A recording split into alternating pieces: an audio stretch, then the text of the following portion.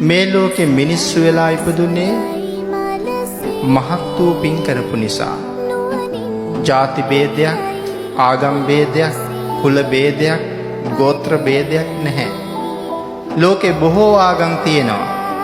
නමුත් අද කුමන ආගමේ වුවත් මිනිසුන් හැටියට ජීවත් වෙන සියලු දෙනාම සංසාරේ දවසක මහා විශාල පින්කමක් කළා.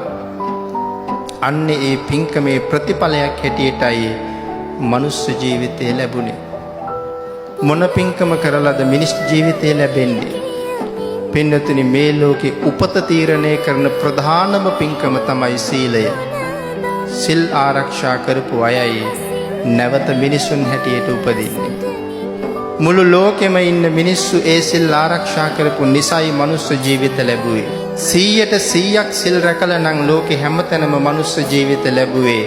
මේ ලංකා භූමියේ මනුස්ස ජීවිතයක් ලැබලා උපදින්න 100% සිල් රකින්න ඕනේ.